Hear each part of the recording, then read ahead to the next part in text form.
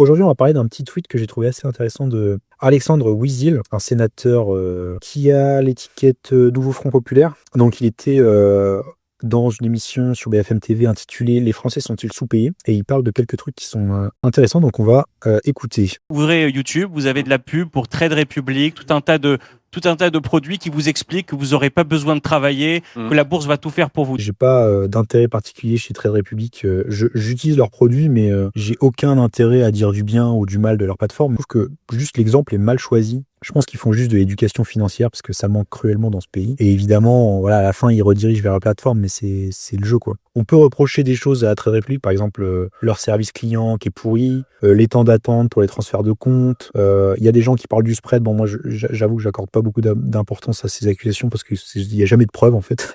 Je trouve que ce qu'il aurait dû dire à ce moment-là, c'est il y a eu une explosion des contenus sur l'éducation financière après le crash Covid parce que il y a eu une inflation qui est devenue assez importante et assez visible pour la plupart des gens. Donc voilà, il y a des chaînes comme Finari qui ont fait 0, tous 750 000 abonnés. Les gens se sont aperçus qu'il y avait une audience. Il y a des gens qui partagent des choses absolument irréalistes pour faire du clic et qui peuvent rediriger vers effectivement des plateformes de merde. Mais pour le coup, Trade Republic, c'est loin d'être les pires, quoi. D'abord, le taux de croissance de l'économie mondiale, de la bourse, des indices, il est totalement aujourd'hui...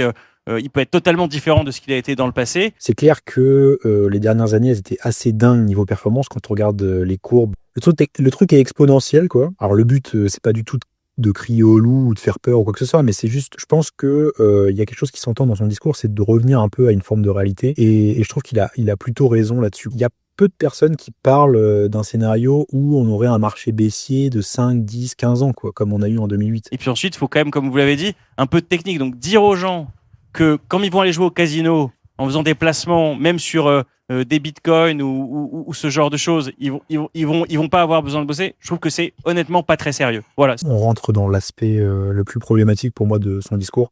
C'est le fait de comparer la bourse au casino. Ça a déjà été dit 1000 fois, mais la bourse a une espérance de gain positive et c'est facile à comprendre. C'est parce qu'en fait, la bourse est adossée à une création de valeur réelle, parce que les entreprises derrière créent des produits, les vendent, etc. Donc, faut pas prendre que la volatilité court terme, qui peut donner l'impression effectivement que c'est aléatoire, pour dire la bourse c'est du casino. Sur des horizons de temps longs, la bourse surperforme toutes les classes d'actifs, historiquement.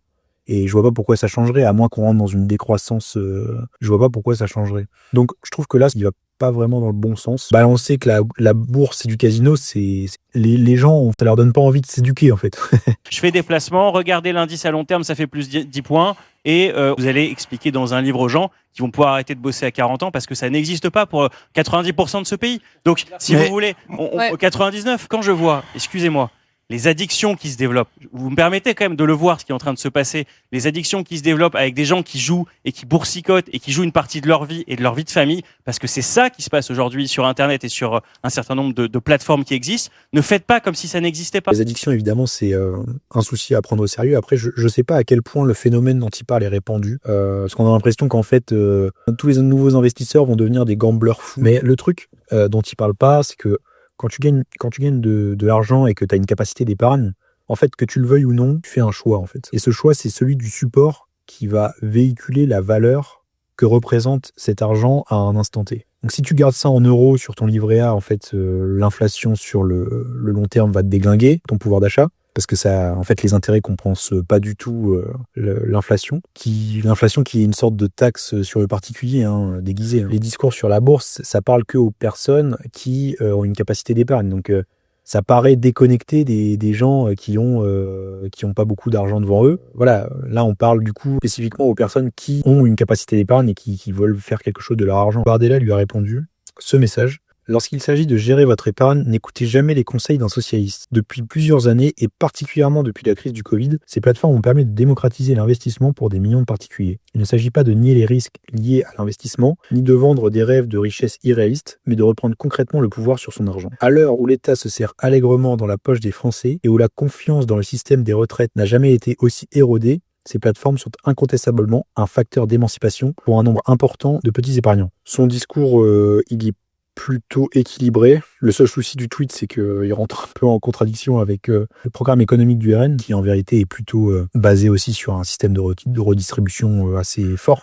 Donc forcément, en fait, l'argent, il vient aussi de la poche des Français. Encourager un investissement dans le contexte actuel de la France, je trouve que c'est non seulement c'est important, mais en plus, il n'y a que ça à faire, quoi. Le système des retraites aujourd'hui, ça représente 1/4 de la dépense publique, c'est énorme. Que vous soyez socialiste ou libertarien, il faudrait tous qui nous encouragent l'investissement, en réalité. Donc bon, voilà. Dites-moi ce que vous en pensez en commentaire. On se dit à plus tard, et puis ciao.